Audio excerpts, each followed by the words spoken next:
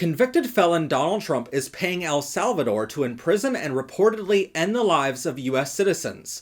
But you're not the only one noticing the similarities to Adolf Hitler's rise to power.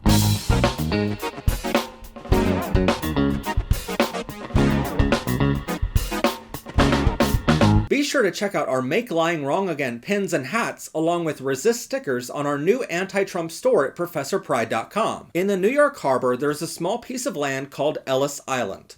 When it opened in 1900, it served as the first stop immigrants from around the world stopped at to become US citizens. Over the years, over 12 million immigrants, or about 16% of the country's population at the time, including my great-grandparents, went through Ellis Island with the hope of living the American dream. After signing all their paperwork and getting a health check, immigrants were taken on a ferry to either New York or New Jersey. But by law, every boat of new American citizens first traveled a mile downriver to stop at the Statue of Liberty. Lawmakers at the time thought it was critical that every new citizen hear the message written on the statue. Give me your tired, your poor, your huddled masses yearning to breathe free. The wretched refuse of your teeming shore, send these homeless, tempest-tossed to me. I lift my lamp beside the golden door. Fast forward 125 years, and mass deportations are a campaign slogan for the Republican Party, and a debate topic for Democrats. During his campaign, convicted felon Donald Trump promised to make mass deportations a key issue in his second term. It was printed on signage at the Republican National Convention last year, and was one of the key things promised in Donald Trump's Project 2025 manifesto. I understand that Ellis Island was part of a system to help immigrants come here legally and become US citizens. But it's important to understand that process has long been broken. A process done in usually one day back in 1900 now makes immigrants wait 5 years or more to even have their case heard.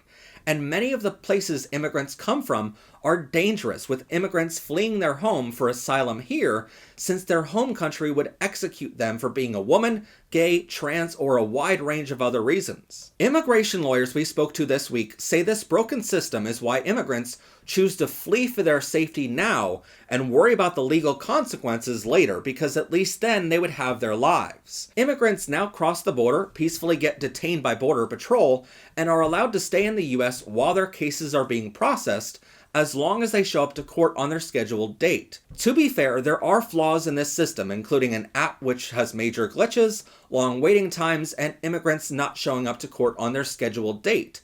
But my point is, they aren't coming here because they just felt like upending their whole lives and starting new with $20 in their pocket.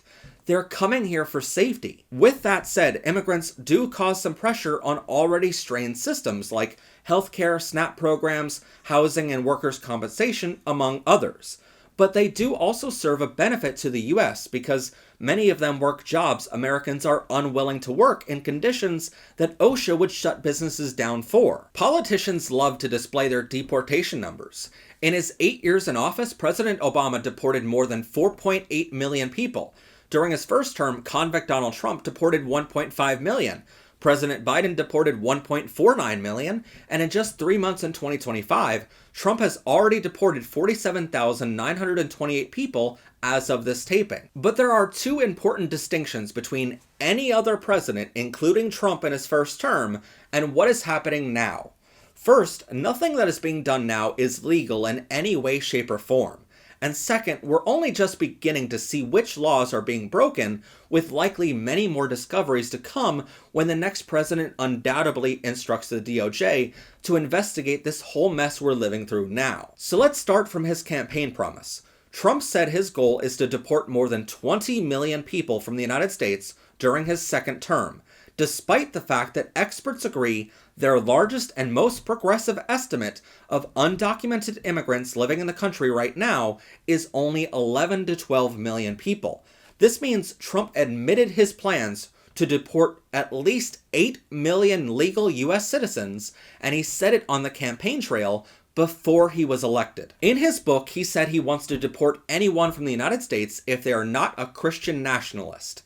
And just this week, when he met with the dictator of El Salvador, he reiterated that he's open to deporting US citizens from our own country. But talking aside, Trump is already deporting legal US citizens and sending them to El Salvador.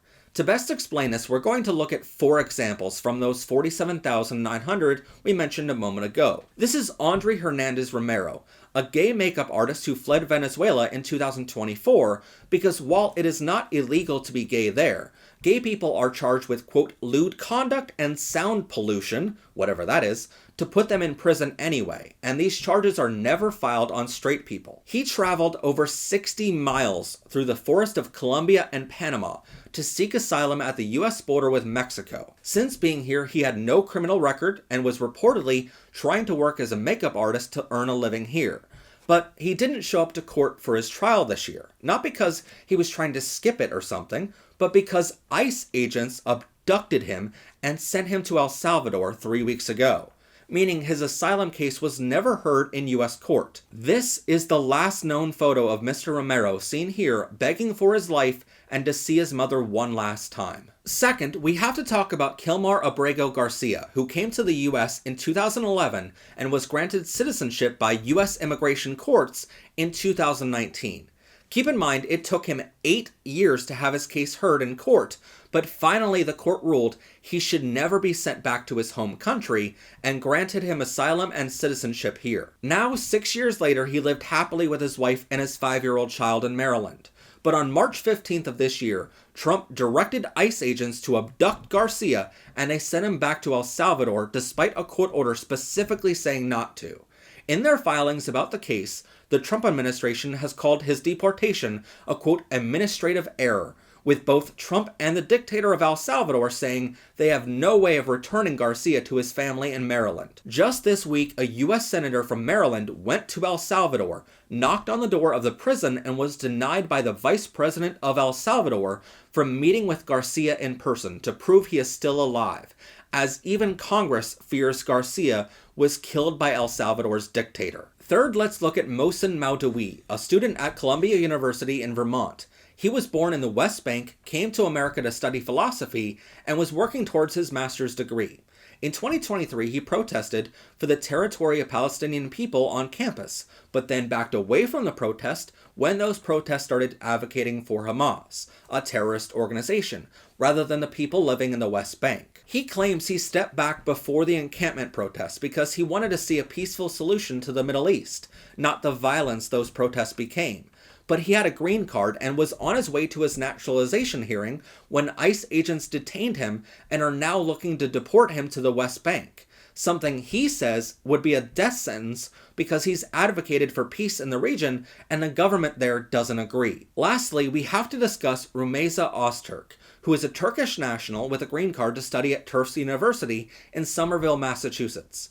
The Trump administration says that while she was here legally, she wrote an opinion piece for the school newspaper condemning the university on their reactions to the territory of Palestinian people, and this somehow gives them the right to deport her, even though she is protected under U.S. free speech laws while she is living here. But when ICE agents went to detain her, 6 ICE agents just walked up to her on the street and forced her into their vehicle before taking her away.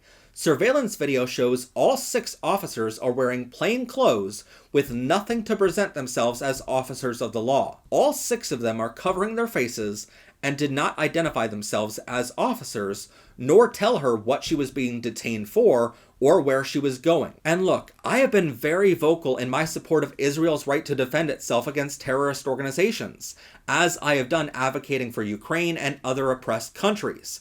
But regardless of how you feel about one issue or another, free speech means the government cannot punish you for peacefully protesting those beliefs. And in my opinion, abducting someone on the street and trying to deport them is a very harsh punishment. So if these deportations are not legal, then why not just send them to court? First, not everyone can afford a lawyer to defend themselves. Even if you could, law firms handling cases defending immigrants right now have had their offices raided by the FBI under the direction of Donald Trump. As part of their raids, the FBI is confiscating any and all computers and files relating to the immigration cases, so lawyers literally have nothing to walk into court with to help their clients. But in the US, you can have a court-appointed attorney assigned to you if you cannot afford one. Well, not if you're sent to El Salvador before that makes it to trial. And even when it goes to court, winning apparently means nothing.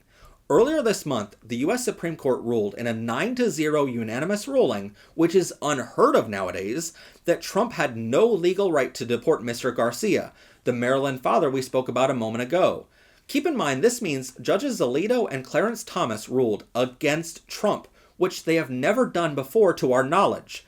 SCOTUS ordered Trump to bring him back to the United States, but Trump refused this court order. So Donald Trump is literally denying all of these people their constitutional right to have a trial in front of their peers or a judge and a conviction, and he's just going right to the punishment phase of deporting them for no legal reason, and Trump is openly defying a United States Supreme Court order and just doing whatever he wants anyway.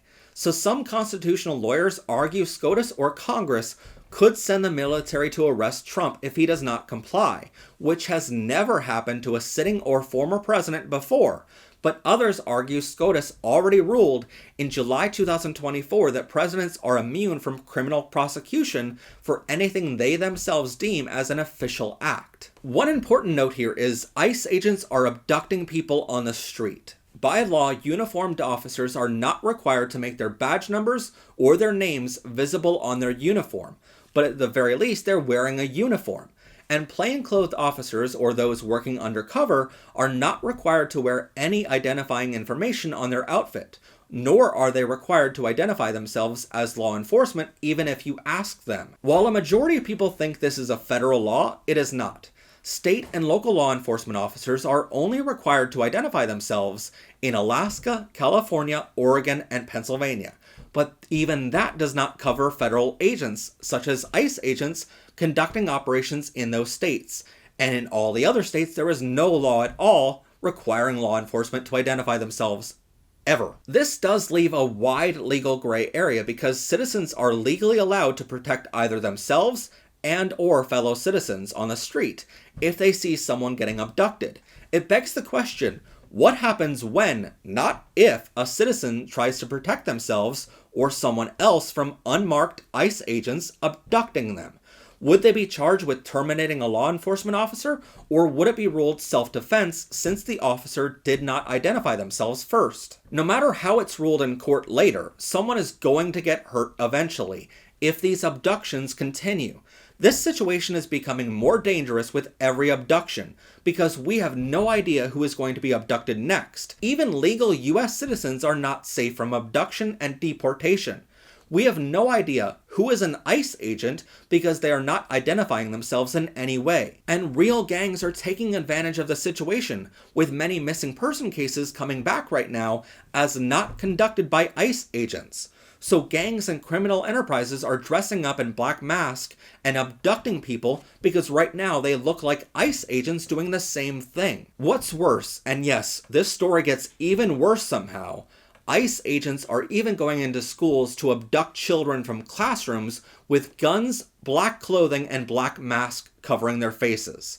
Since January 2025, when Trump took office, schools across our country are now teaching their students how to be safe, not just if a deranged gunman walks into the building, but if federal authorities walk in with the same outfits and guns to abduct a classmate, which is somehow completely fine with our Congress and courts. And now that schools are wise to this, they started abducting children on the way to their school bus in the morning. But I have to ask, how is a child meant to know the difference between a bad guy wearing a black mask with a gun and a supposedly good guy with a black mask and gun abducting their best friend sitting next to them? But the Trump administration says they're abducting children in schools because it deters families from coming to the United States, because they'll deport your child from school, forcing you to deport yourself to go save your child. It could be legally argued that you have every right to shoot and terminate someone if they're trying to abduct you or someone around you, as long as you have a permit to carry a weapon of that kind if your state requires it. Teachers have the right in some states to carry weapons, and they too would have a legal argument to protect their students from heavily armed, masked, unmarked men abducting children without saying a word or providing any kind of warrant. But you might notice a majority of these cases are being sent to El Salvador, and that begs the question, why there? Well, it's because Trump has directed the State Department to pay El Salvador's dictator and government $6 million to imprison everyone our country deports. With this many deportations, many families are wondering where their loved ones are being taken to in El Salvador. As it turns out, a majority of them are being taken to a maximum security prison in El Salvador named CCOT. But mysteriously, after satellite photos emerged of CCOT this week, Google Earth blurred the entire area of CCOT prison so you cannot see the area. These pictures are easy to find if you search for them, but we cannot show you the unblurred versions because YouTube deems it as too graphic, which is interesting because YouTube is owned by Google. Now, why would Google blur these images? Well, it's because many experts have examined the photos and identified huge mounds of what appear to be human bodies stacked with red liquid surrounding them. And remember, Google's CEO attended Trump's inauguration, so some people have speculated this literal blurring of the lines to be assisting Trump in covering up his crimes. But why El Salvador? Well, according to US law, none of the people being deported have to be tried or convicted in court here in the States if they're moved to another country first. And I know some of my fellow history buffs out there might have some alarm bells going off in your head right now.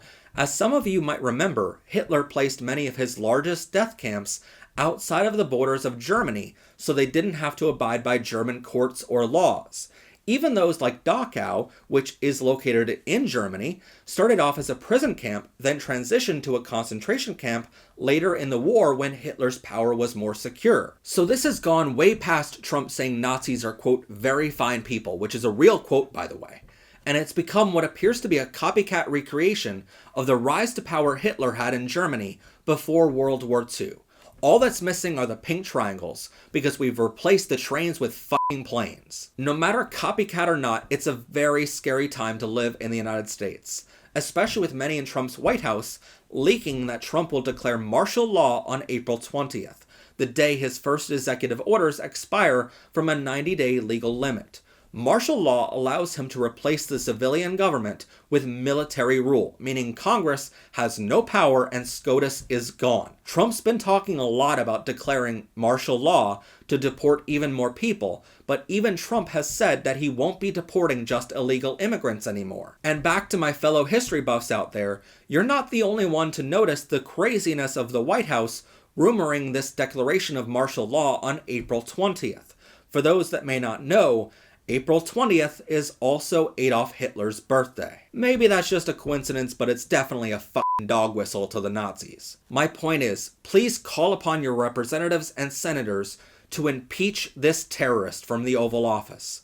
You might not agree people should get asylum, or you may not agree with everything protesters said at one rally or another, but nothing of what is being done right now is legal. People are getting hurt and some may already be dying in El Salvador if the examinations of these images turn out to be true. We can disagree on many things, and that's perfectly fine. We can disagree on deportations, but no matter how you feel, there is a legal way to do it that everyone has followed for decades. This is clearly not it. Just please stay safe out there no matter what. If you're someone in Congress that's watching this right now, please grow some freaking balls and impeach this Nazi copycat. And do me a favor, next time a vice president tells us that their presidential candidate is America's Hitler, maybe we should believe them. If you'd like to support our show, check out ProfessorPride.com for hundreds of ways to show off your pride. Check them out now along with our LGBTQ books, magnets, pins, umbrellas, digital downloads, and more at ProfessorPride.com. Special thanks to our members and subscribers this month who proudly support our work providing LGBTQ education and resources. Please subscribe to our channel or click on this video to continue enjoying Powered by Rainbows.